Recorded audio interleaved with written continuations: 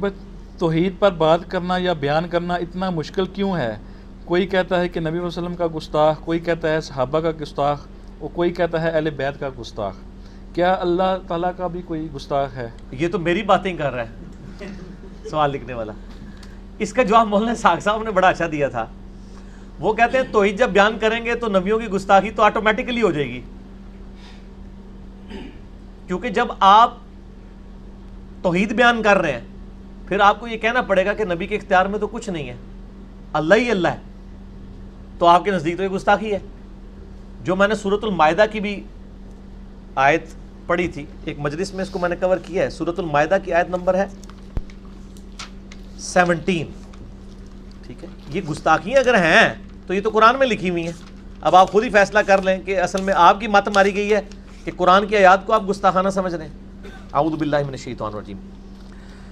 لقد کفر الذین قالوا ان اللہ هو المسیح ابن مریم، بے شک وہ لوگ کافر ہیں جو کہہ رہے ہیں کہ اللہ تعالیٰ ہی عیسیٰ ابن مریم ہے۔ عیسیٰ ابن مریم اصل میں یہ اللہ ہی ہے، تو قصور کس کا ہے، عیسیٰ کا یا ماننے والوں کا؟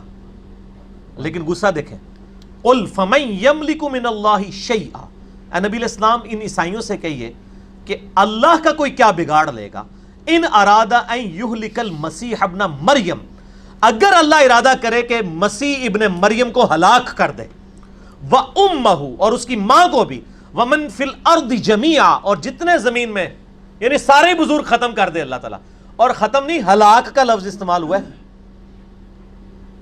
یخلق ما یشاء، اللہ تعالیٰ جو چاہتا ہے پیدا فرماتا ہے، واللہ علی کل شیء قدیر، اور اللہ تعالیٰ ہر چیز پر قدرت رکھتا ہے۔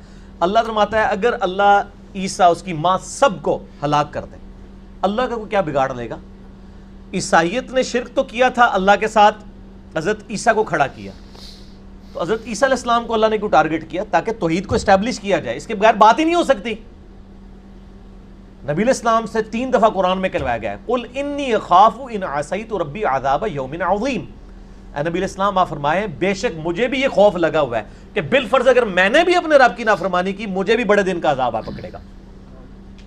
سورۃ الملک آخری آیات، قل ارأیتم ان اہلکنی اللہ ومن معی او رحمنا فمن یجیر الکافرین من عذاب علیم۔ اے نبی فرما دیجئے اگر اللہ مجھے ہلاک کر دے، میرے سارے صحابہ کو ہلاک کر دے، تو تم کس اکڑ میں ہو، کافر کس چکر میں ہیں کہ وہ بچ جائیں گے؟ ہم تو خود ڈرتے ہیں کہ اللہ کی نافرمانی کی وجہ سے ہمارے ساتھ یہ معاملہ نہ ہو جائے۔ اے سر کتاب و سنت والا خدا ہے، انڈیا پاکستان بنگلہ دیش والا خدا کوئی اور ہے، ٹھیک ہے؟ وہ بابیاں والا ہے، ایک کتابیاں دی گل ہو رہی ہے، نہ میں وابی نہ میں بابی، میں ہوں مسلم علمی کتابی۔ ذرا مسکینوں کی طرح بھی کبھی کہنا چاہیے نا، وہ کہنا نا ایک بار جھوم کے کہہ دو، آہستہ کہہ دو، یوں کر کے کہہ دو، ایک بار مسکینوں کی طرح بھی کہہ دو کہ نہ میں وابی نہ میں بابی، میں ہوں مسلم علمی کتابی، منو مسلمان رہن دو۔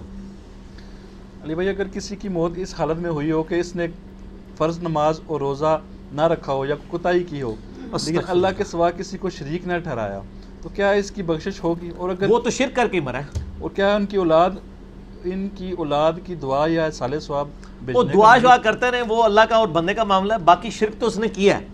صحیح مسلم میں 246 نمبر حدیث ہے کہ بندے کے شرک اور ایمان، کفر اور ایمان کے درمیان فرق ہی نماز ہے۔ جب نماز ہی نہیں پڑھی، شرک کیا۔ ابو داؤد ترمذی کی حدیث ہے جس نے جان بوجھ کے نماز چھوڑی گویا کہ اس نے کفر کیا۔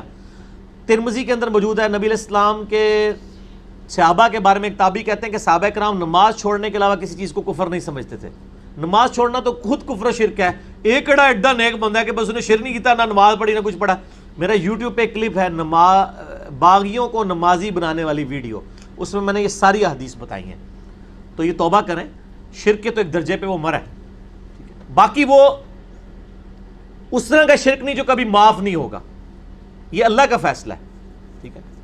اللہ تعالیٰ چاہے تو کلمہ گو مشرک کو بھی معاف کر سکتا ہے، یہ اس کا معاملہ ہے، لیکن ہم یہ کہیں گے اس کے لیے دعا کریں اور اس کو مرنے سے پہلے توبہ کروائیں، ٹھیک ہو گیا جی؟ بجائے کہ تسی میتھمیٹکس جو ہے نا حساب کتاب کرنا شروع کرتا ہے، یہ نہ کرو، ٹھیک ہو گیا؟